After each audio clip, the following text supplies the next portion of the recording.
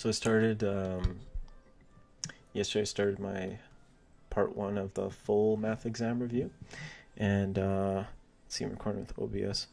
I'm going to continue where I left off. The last question I did had to do with expansion. So that was this expansion right here, expanding and simplifying this term. If it's not big enough, I'm going to zoom in on it a bit. So 2a plus 1 squared minus this difference of squares term. So I simplified it and I got this guy. Now, on to number 5. Simplify and state restrictions on the variable. Okay, so I got 5a, and it's a squared plus 13a plus 30 minus a squared minus 4a, and I'm multiplying. Now I'm going to put a dot instead of an x. They have an x here. Multiplying a minus a squared over a squared plus 2a minus 3. So, before I simplify this guy, I have to do something called stating restrictions. So, as I mentioned in the last video towards the end, there are certain values for your variables that you cannot plug in. And the reason is there are these rules in mathematics that you can't disobey. One of the rules is you cannot divide by 0. So if I can plug in an a value here and I get 0, that's a problem. You don't want that. One of them off the top of my head, I see it, and I'm going, okay, if I plug in 4 for a, what do I get in the bottom over here? I get 4 squared minus 4 times 4, right? But 4 times 4 is 4 squared. So this is basically 4 squared minus 4 squared. It's the same number, subtract the same number, and I get 0. So I can't have that, right? That's a no-go. So, but that is kind of an obvious number that came to my mind. What about this guy? This guy is a quadratic. It's a trinomial. So I need to apply some rules of factoring in order to figure out whether or not there are some values that don't work. So I'm going to factor out a common factor out of the first guy, the first denominator that I see. So I see that I could factor out an a. So what am I left with? Well, I'd be left with an a because that would give me a squared if I expanded it back, and then probably a 4, minus 4. Now you can check if I expand this sucker back, I will get a squared minus 4a. So that's freaking great. Here in the bottom of this guy, in this denominator, I get 2 factors. Okay. Now you have to figure out what those factors are. They have to multiply to a negative 3, right? And I include that negative there. So a negative 3. Now 3 itself is a prime number, so it can only be 3 and 1. So I can put 3 and 1 anywhere I want. A squared, there's only one way that you can get a squared, really. A times a. So now all I'm left with is figuring out what signs I need here, right? So like, what signs do I need? Is it going to be a plus and a minus, minus and a plus and a plus, minus and a minus? So if you have 2 signs that are the same and they multiply, you'll end up getting a positive number, right? Whether that's a minus and a minus or a plus and a plus. So I can't use that, right? Because I've got a minus 3. So they have to be opposite signs. Now, do I do this or do I do this? That's the question, right? So I got to check, what number do I have in the middle? Well, it's a plus 2. It's a positive 2. So I would have to get a plus 3 minus a 1. And that would be that answer. So now the restrictions stick out like a sore thumb. So I got, what number do I have to plug in here? Well, I have to plug in 0 in order to get 0 in the bottom. So I say a can't be 0. Now again, I had 4, so that's where this factor came from. And then here I can't have negative 3. and it can't have 1. Now, if I were doing this on a test, I'd probably do -3, 0, 1, and 4 just for the proper order. But, I mean, for my sake, it's whatever, right? So now I have that. Now this is great. So I've already factored this. I have to factor anyway in order to simplify because I'll have factors that are common, then I can cancel. So now I can factor the top. Let's start with this numerator because it's much easier. So I have a factor of a as well, and I get 1 minus a.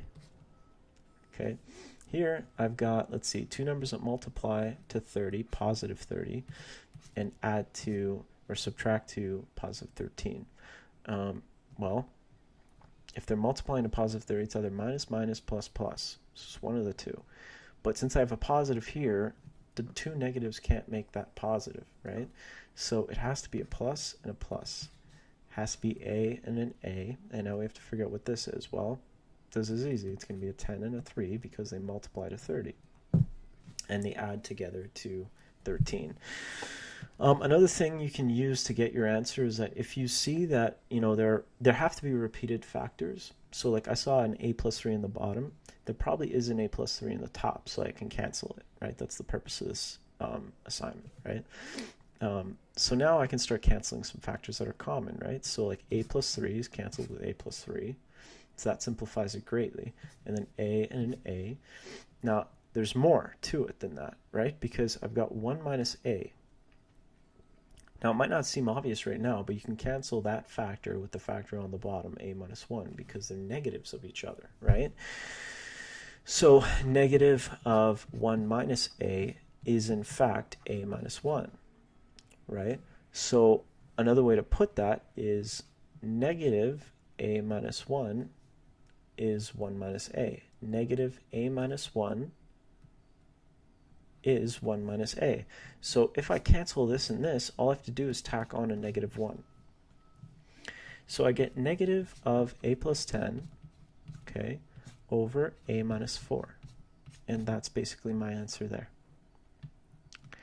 Next, so view next page. So I get 5b, 3x over x minus 3 plus 2x over x plus 3. Now these are basically situations where you had in grade 3, you had like fractions that are different denominators, so you have to put it all under a common denominator.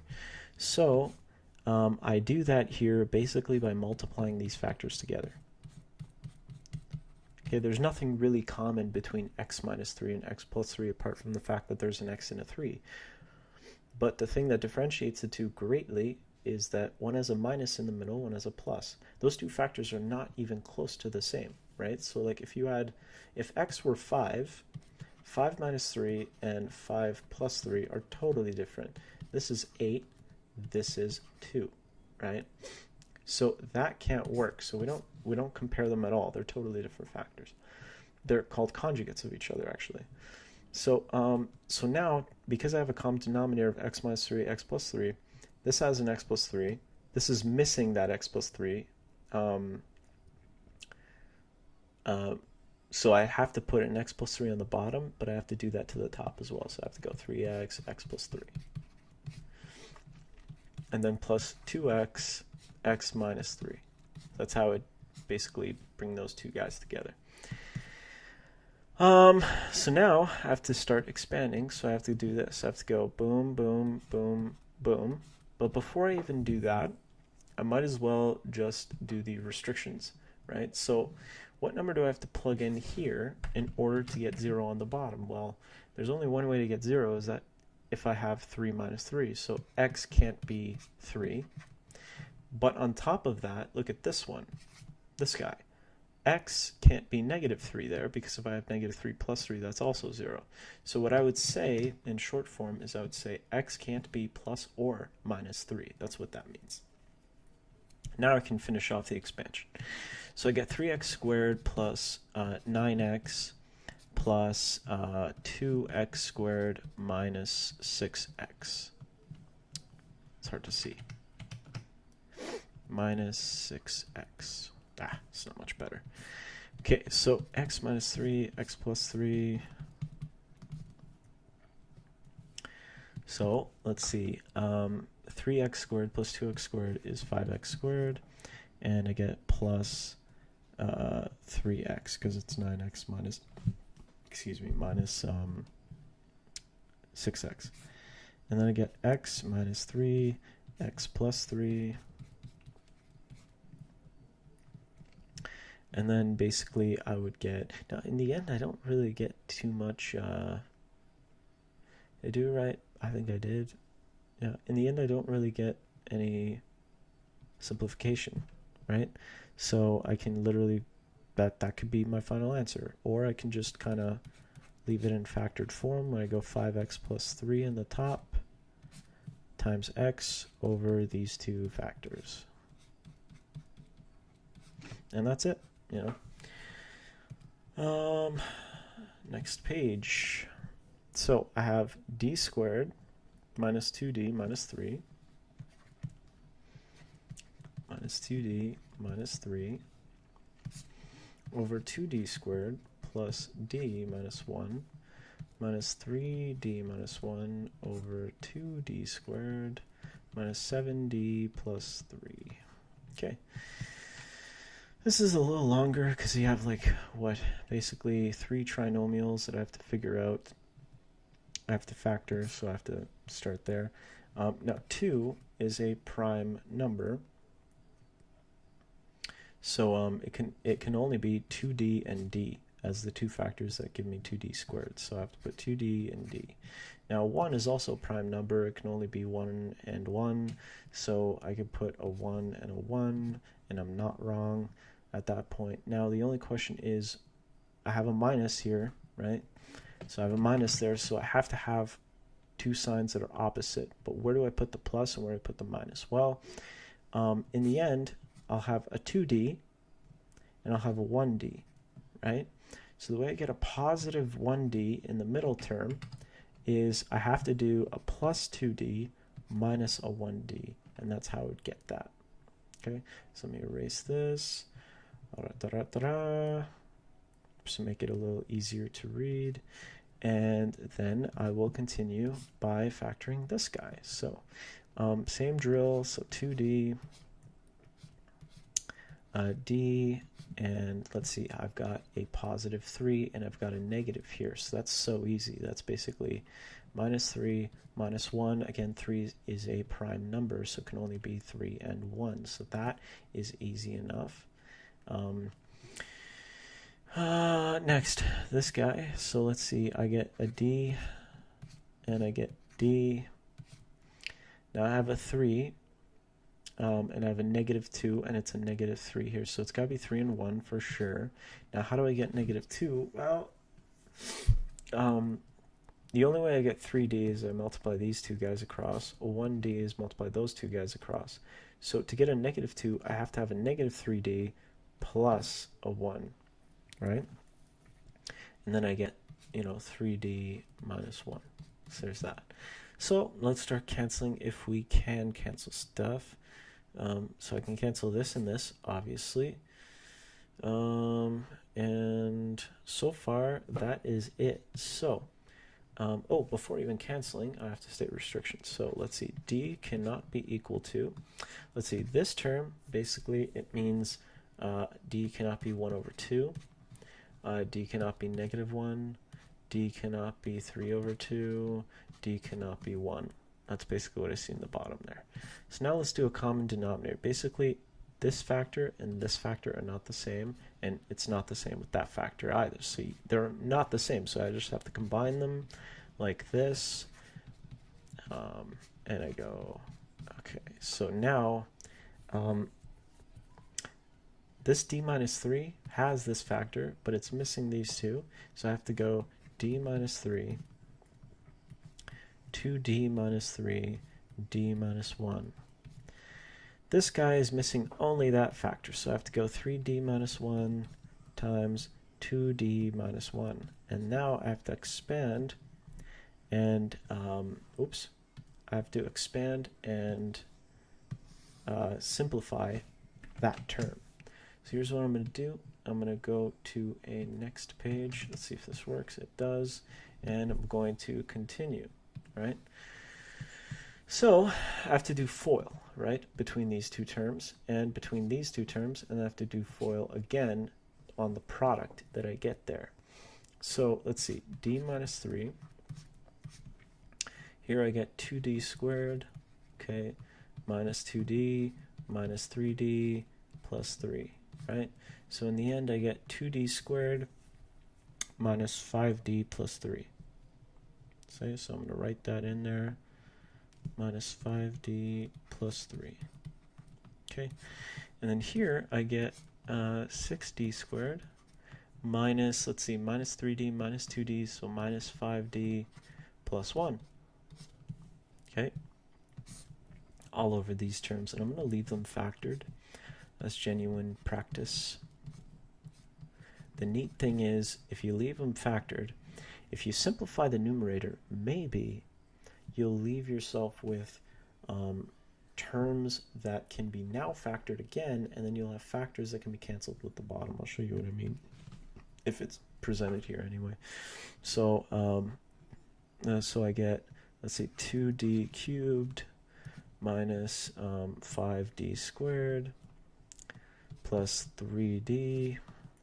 Now I'm literally multiplying the d in there completely. That sounds weird. And then I'm multiplying the negative 3 in there. So what do I get out of that term? I'll get minus 6d squared plus 15d minus 9 minus, now I'm expanding that negative in there, so I'll get minus 6d squared plus 5d minus 1, and that's that numerator. That's a monstrosity, right? So you get 2d minus 1, 2d minus 3, and d minus 1. Oops. So now what I'm going to do is I'm going to copy that over, start a new page, boom. Now what do I get? So in the numerator, I get 2d cubed minus 11d squared minus 6, so minus 17d squared, I guess, plus 18d, plus 18d, okay, plus 5d, so plus 23d, and then I guess I get minus 10 over 2d minus 1, 2d minus 3, d minus 1, and then I have to factor this if possible, right? So basically this requires a bit more work. Feeling kind of lazy, to be honest, but so the term I have in the top is a cubic polynomial, so it's third degree, and there might be factors that I can use to basically factor this sucker out, and hopefully I can cancel more terms. But it seems to be that I can't factor further, I think. So if I plug in, let's say there is a common factor of d equals 1, let's say. So I can plug in d equals 1, and then the numerator will be 0, right? So I'll go 2 minus 17, negative 15, plus 23, okay, so that's 8, minus 10, that is negative 2, so it's not 0. I'm going to guess, just for the purpose of this video, it might be too long, but I'm going to guess that you can't factor that further, but you can check online for a polynomial solver and see if there are factors that are that can factor that polynomial and go from there. So next we have simplify to mixed radical. So a mixed radical is kind of like this, right? There's a coefficient and some radical, right? So I'm going to show you how to do that. So you go 7a, so 2 root 6 times 3 root 8. Okay, so the way to simplify radicals is you have to, there are many ways to do it, but basically you have to either combine and re-separate, or you have to separate the current radicals that you have, the current square root terms, by separating the number that you have in in the square root as a prime number and as a perfect square. So you have to do that separation. So I'll show you what I mean.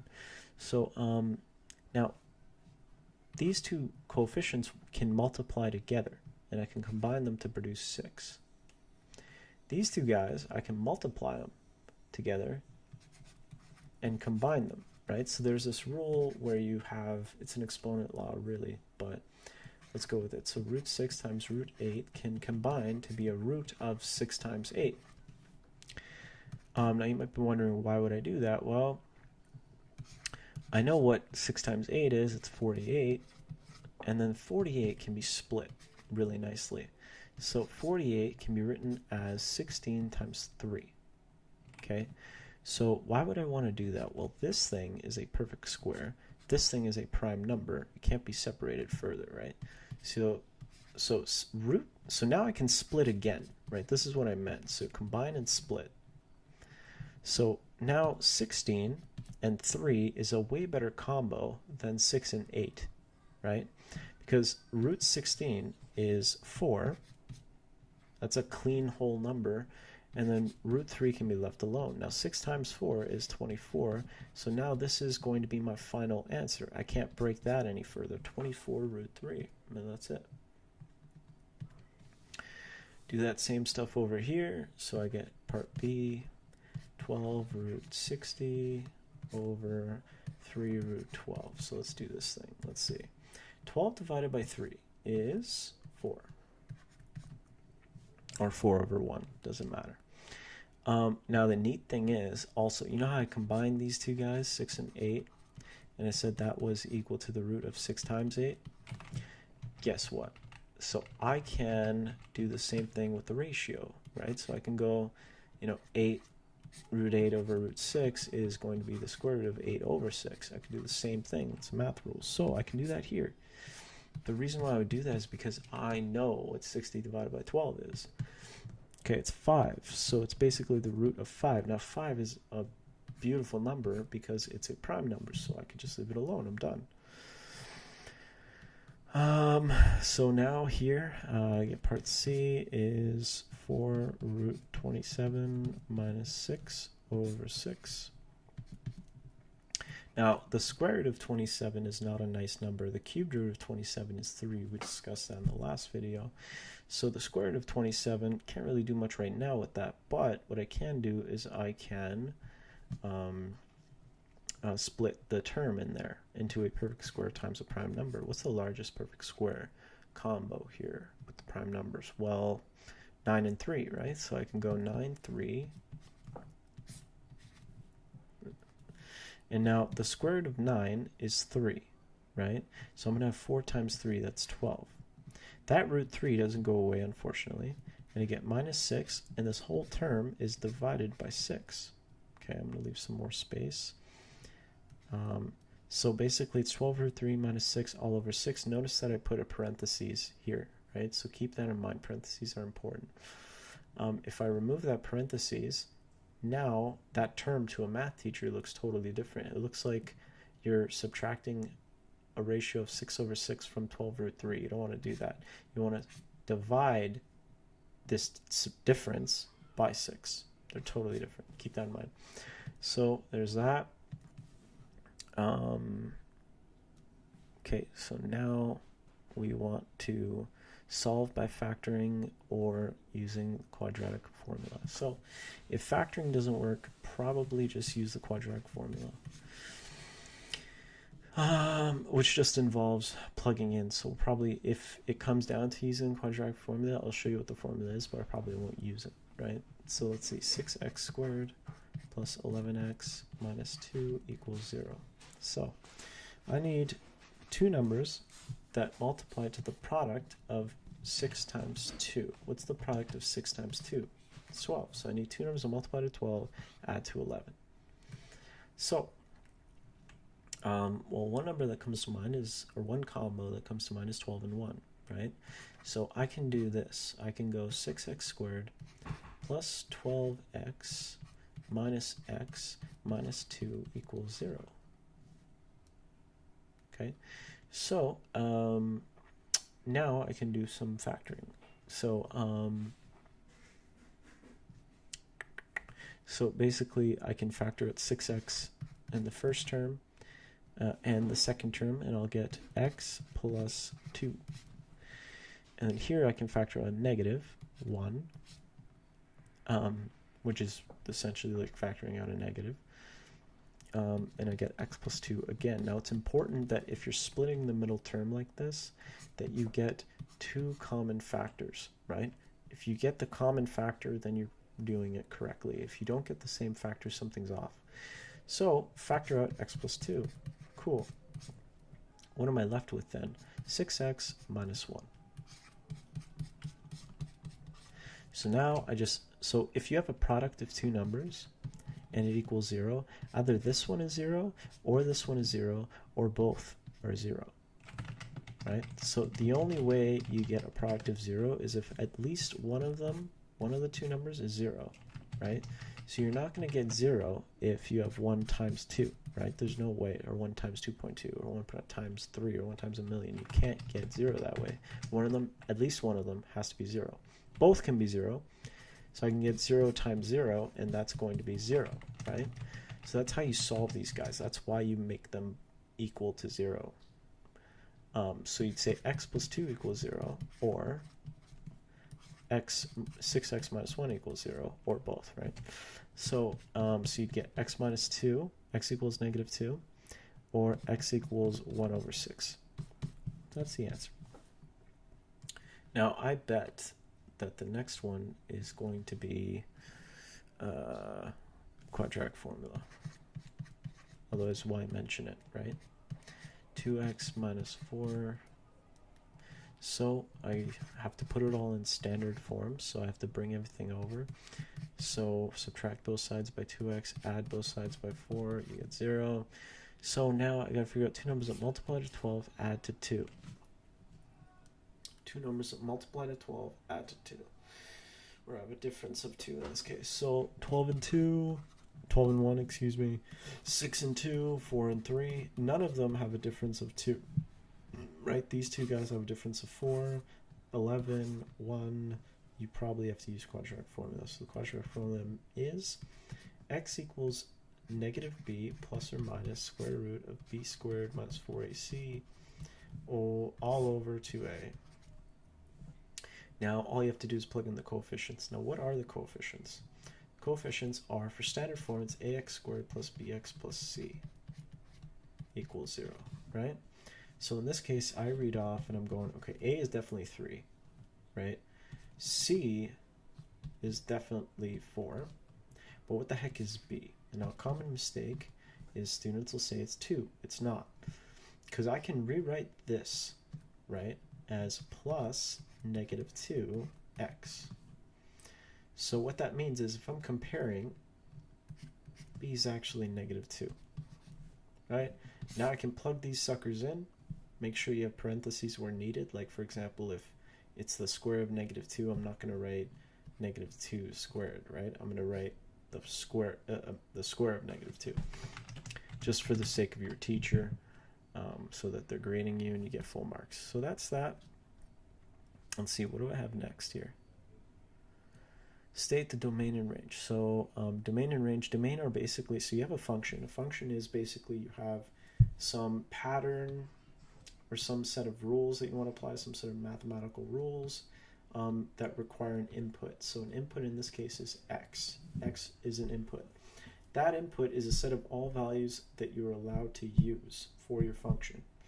You can't use any other values but the values in the domain. The range is the result of plugging in that domain, right? So for certain functions, you might plug in only specific values of input x, but you might be able to have a multitude, in fact, an infinite number of values in y. So we'll get into that into the next video. Thanks. Peace.